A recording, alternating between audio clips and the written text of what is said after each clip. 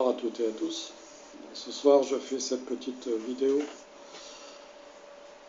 parole de citoyen à nouveau concernant cette fameuse affaire Alexandre entre guillemets Benalla.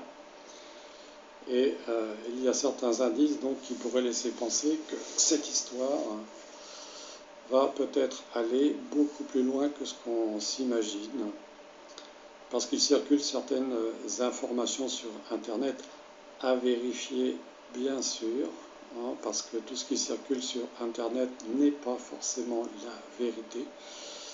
Mais j'ai lu sur plusieurs sources le relais d'un article qui a été publié par le site Algérie Patriotique. Bon, moi, Algérie Patriotique, c'est la première fois que j'en entends parler aujourd'hui, parce que, si vous voulez, en général, on s'occupe plus particulièrement de ce qui se passe dans notre pays, et on essaie quand même un peu de s'informer de tout ce qui se passe dans le monde, mais bon, c'est vrai qu'à l'heure actuelle, la situation en France est quand même assez préoccupante.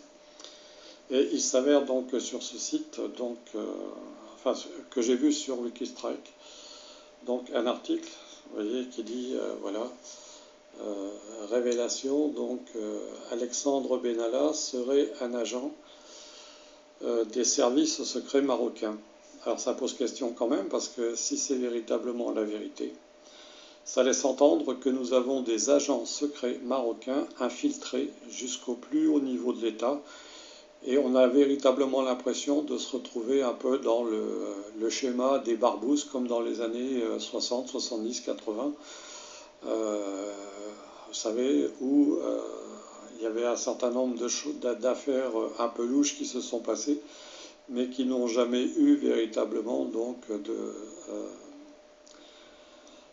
d'explication claire, à commencer d'ailleurs, comme j'en ai parlé dans une vidéo de voyance sur l'affaire de M. Robert Boulin, qui n'a toujours pas trouvé son épilogue. Vous savez, ce fameux ministre qu'on a trouvé soi-disant suicidé dans une mare d'eau de 20 cm.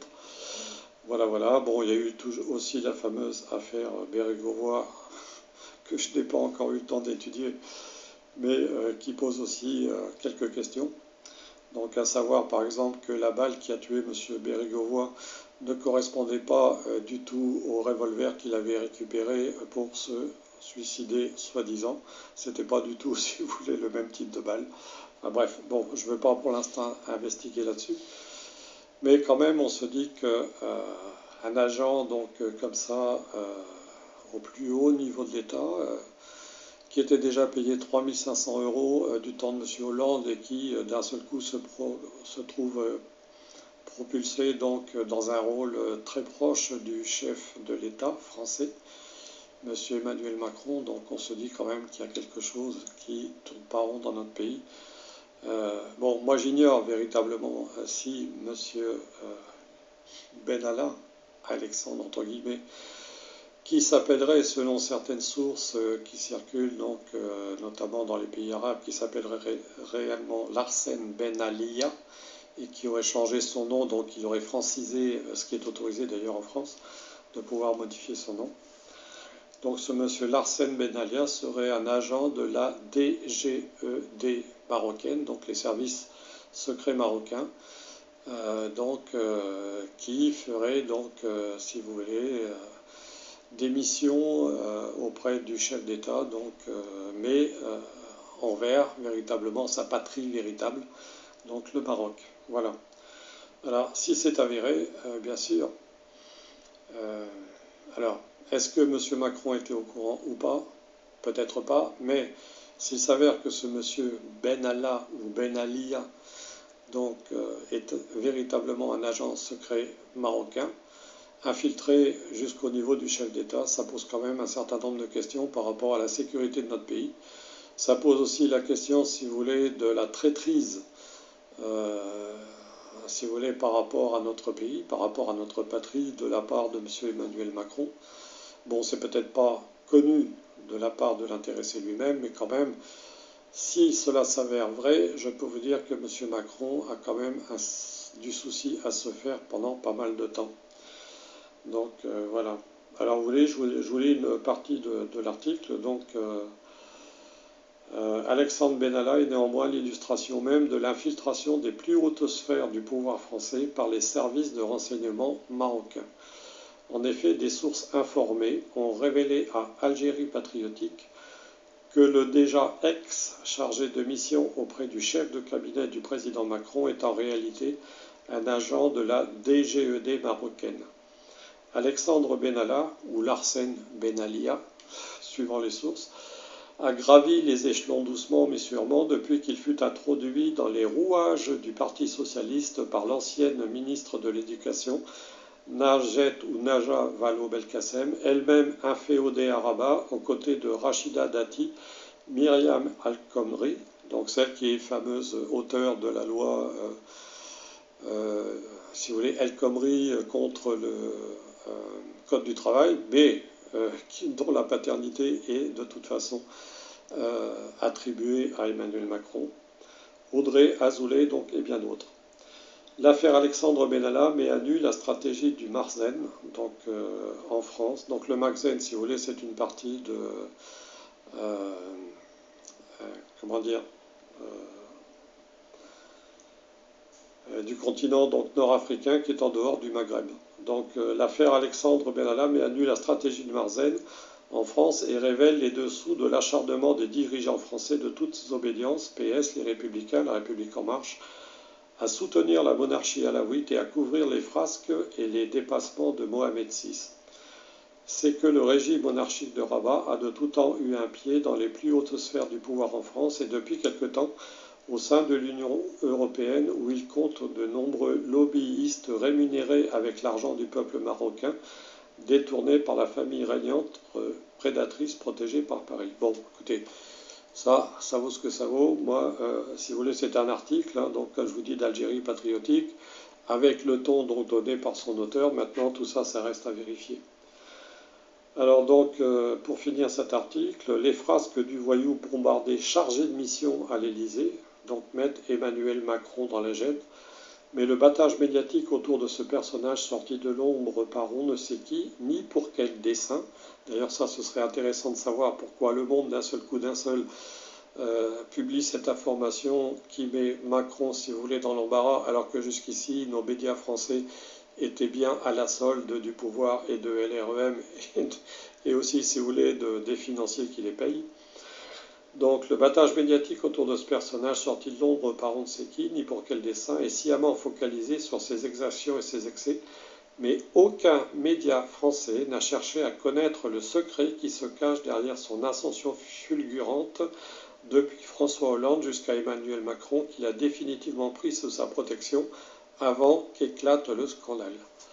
La France est infestée d'agents secrets marocains qui ont accédé aux fonctions les plus sensibles, jusqu'à avoir accès aux secrets les mieux gardés. Bonjour à tous, là je refais une toute petite vidéo hein, pour continuer sur l'affaire Alexandre Benalla. Donc là vous venez d'entendre une petite vidéo hein, d'une personne qui nous explique d'après un site internet qui proviendrait d'Algérie que ce Alexandre Benalla sera en fait un agent secret marocain. Bon, je ne vais pas rentrer dans cette... moi, je ne vais pas adhérer à cette thèse, hein, même si elle s'avère exacte, hein, puisque moi, je n'ai pas d'informations supplémentaires sur Alexandre Benalla.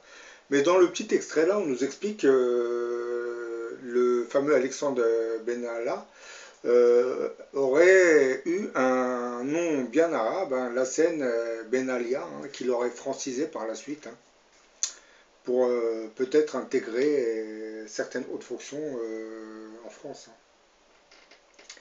Mais lorsqu'on nous dit que c'est très grave à l'idée de savoir que certains agents infiltrés espionneraient la France pour le compte du Maroc, je ne vois pas trop où on devrait s'inquiéter, parce que vous savez que le Maroc, ce n'est pas une grande puissance. Hein.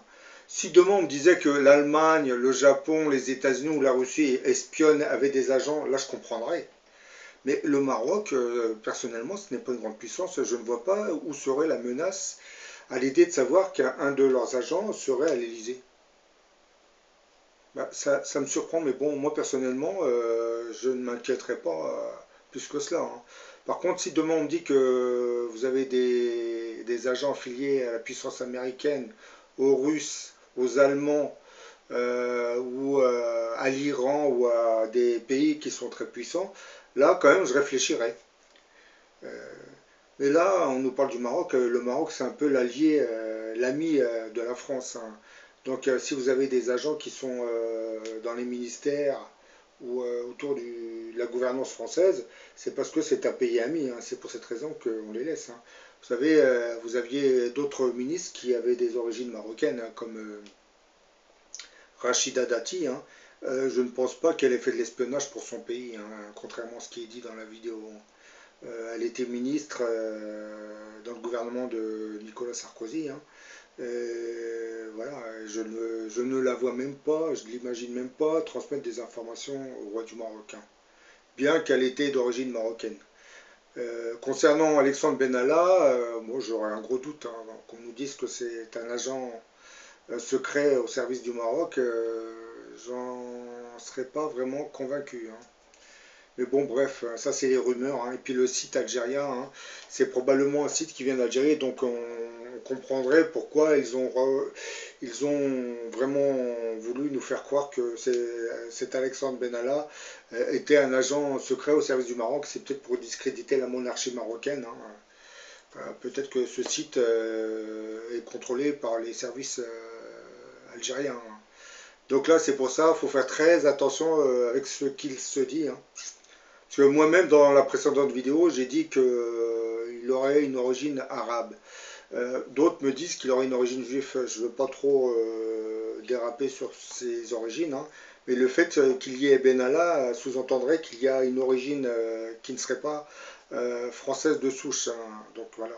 Et si nos médias se déchaînent depuis plusieurs jours, je pense qu'ils mettent surtout en avant le nom Benalla. Donc c'est surtout contre ce nom qu'ils se déchaînent et non contre la personne. Parce que dans l'opinion, en parlant de Benalla, dans l'opinion publique, on induit le mot, l'image de l'arabe, hein, qui est à la présidence, du moins qui côtoie la présidence de la République, hein. Donc c'est un peu ça le message qu'on essaie d'induire dans l'esprit de l'opinion. Bien que beaucoup de messages qui sont venus s'exprimer dans ma précédente vidéo, oui, j'entends beaucoup me dire qu'ils se désabonnent. Bah, c'est bien, il faut vous désabonner, c'est ce que j'ai dit. J'ai répondu que au revoir, hein. Vous savez, des chaînes sur la plateforme YouTube, des chaînes, vous en avez une quantité incroyable, hein. Moi, je l'ai faite. En réalité, c'est pour que mes vidéos ciblent des personnes bien précises, atteignent des personnes bien précises.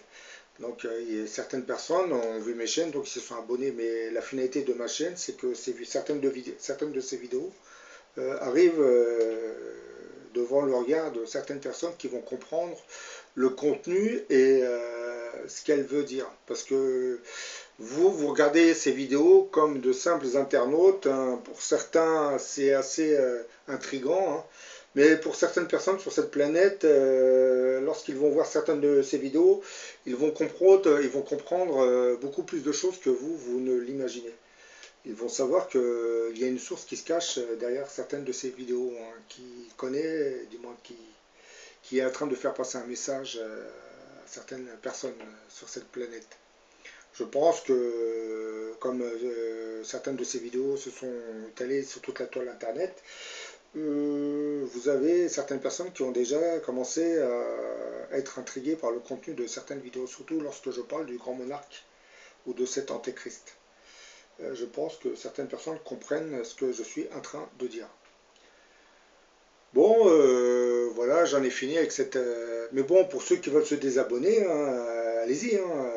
Moi, je vous dis d'aller voir d'autres chaînes, hein, parce que certains internautes pensent que nous faisons des vidéos pour qui irait dans le sens qu'ils souhaitent eux. Non, quand je fais une vidéo, c'est moi qui choisis ma thématique, hein.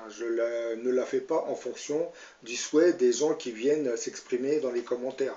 Sinon, j'arrête ma chaîne, c'est pas la peine.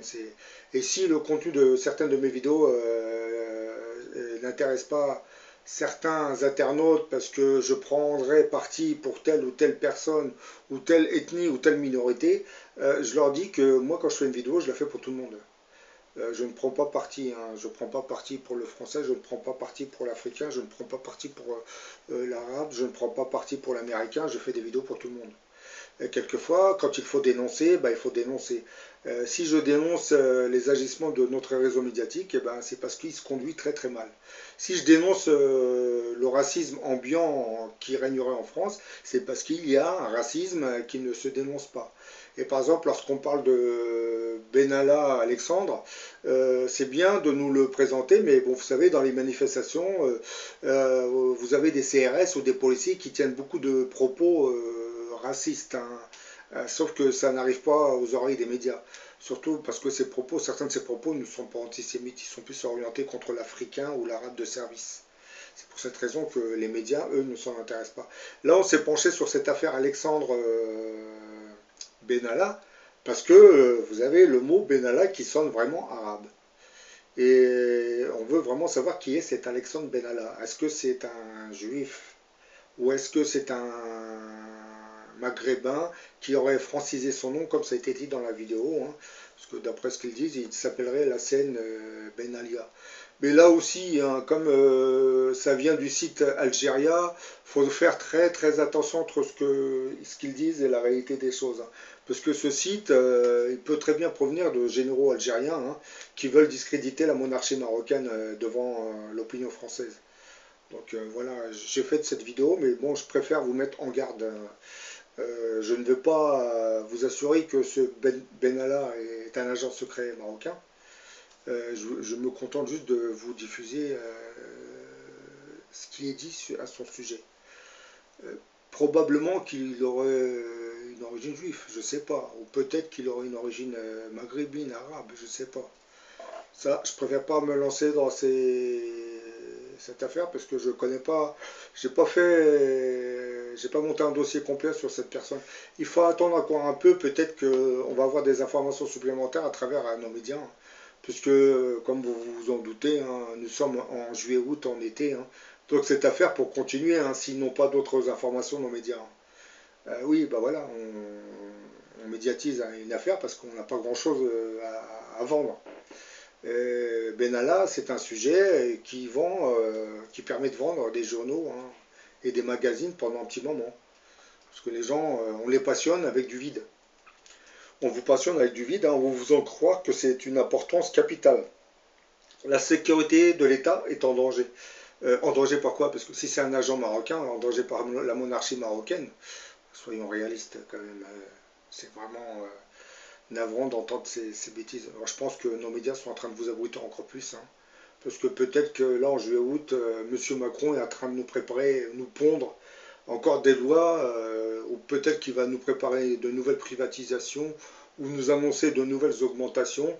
Et comme Macron fait une politique de droite, et sachant que 90% de notre réseau médiatique est tenu par l'oligarchie de droite, on comprend plus ou moins le pourquoi de la chose, hein. On nous médiatise, mais ça ne date pas d'aujourd'hui, hein. Vous savez, l'affaire Alexandre Benalla va s'arrêter peut-être dans quelques jours. On va retrouver un autre fait divers, hein, qu'on va surmédiatiser, et on va nous faire passer ça pour une chose importante.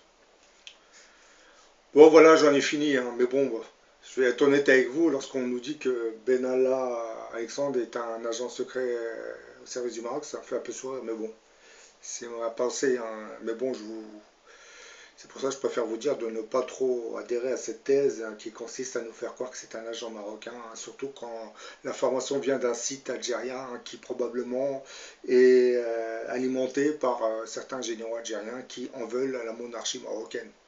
Donc eux, c'est dans leur intérêt de discréditer la monarchie marocaine. Parce que vous le savez que ces deux pays sont en conflit à cause du Sahara occidental, hein. Ils sont en conflit depuis des années et des années, hein. D'ailleurs, même la frontière, je crois, entre les deux pays est fermée. je pense qu'elle restera fermée, hein, parce qu'il y a d'autres intérêts qui sont en jeu. Oui, parce que du côté algérien comme du côté marocain, on flatte le nationalisme des uns et des autres, hein. Du côté marocain, on flatte le nationalisme, surtout la monarchie marocaine, et du côté algérien, on flatte le nationalisme algérien, pour le peuple algérien, de l'autre côté pour le peuple marocain. Ces peuples n'ont pas encore compris qu'ils servent les intérêts de leur petite bourgeoisie respectifs, hein. En Algérie, c'est un régime militaire, et au Maroc, c'est un régime monarchique, hein. Bon, ça, en Europe, on l'a connu aussi, hein. Par exemple, le patriotisme, c'est exactement la même chose, hein. On flatte le patriotisme, en réalité, vous ne faites que servir les intérêts des bourgeoisies régnantes. Aujourd'hui, ce sont les oligarchies. Bon, j'en ai fini avec cette petite vidéo, hein. Puis je dis à ceux qui veulent se désabonner, faites-le, hein. Moi, je vous ai pas enchaîné pour que vous veniez regarder mes vidéos, hein. Oui, parce que je vois que certains se plaisent à dire je me désabonne. Bon, c'est psychologique, c'est pour pousser d'autres personnes à faire la même chose. Surtout lorsque le contenu de la vidéo ne va pas dans le sens qu'ils souhaitent eux. Parce qu'ils pensent que les internautes, ceux qui font des vidéos, le font pour servir, du moins, ils font des vidéos pour servir l'intérêt de ceux qui vont regarder. Non. Ceux qui diffusent des vidéos, ils le font parce qu'ils veulent présenter un sujet qu'ils aiment bien, hein, et ils ne font pas ces sujets en fonction de l'opinion de la personne qui va regarder la vidéo. Et moi, depuis quelque temps, je vois que j'ai certaines personnes qui font des commentaires et elles pensent qu'on doit se soumettre à leur dogme, leur idéologie, leur orientation politique, hein, je ne sais quoi encore, hein. Peut-être que certains sont issus de milieux d'extrême droite, hein, d'autres de milieux d'extrême gauche, donc chacun veut que je fasse des vidéos qui vont dans leur sens. Non, ça marche pas comme ça. C'est moi je fais une vidéo, si vous n'êtes pas content, vous n'êtes pas obligé de la regarder, hein. Vous pouvez mettre un commentaire pour dire que je suis pas content. Mais je ne comprends pas pourquoi on écrit, certains se permettent de dire je me désabonne. Vous pensez réellement que ça va me frustrer? Vous savez, ma chaîne n'est pas, mes vidéos ne sont pas monétisées, donc je ne gagne rien avec cette chaîne. Non, je dis ça pour ceux qui se désabonnent, parce qu'ils pensent que voilà, ma chaîne est monétisée. Non, non. Parce que vous avez bien remarqué que je mets beaucoup d'extraits, donc il y a beaucoup de copyright et de droits d'auteur, donc je ne peux pas monétiser cette chaîne. C'est pour cette raison. Donc même si vous êtes 80% vous désabonnez, vous savez, ça ne va pas faire grand-chose, hein. Parce que, comme je l'ai dit, certaines de ces vidéos sont faites pour un public bien précis. Donc, elles arriveront vers ces personnes tout doucement, ne vous inquiétez pas, hein. Ça va faire comme une toile d'araignée sur toute la planète. Dès qu'ils vont réceptionner mes vidéos, ils vont aller chercher les autres vidéos et les autres vidéos, et après ils vont commencer à comprendre beaucoup de choses. Bon voilà, j'en ai fini avec cette vidéo, je vous dis à la prochaine pour une autre.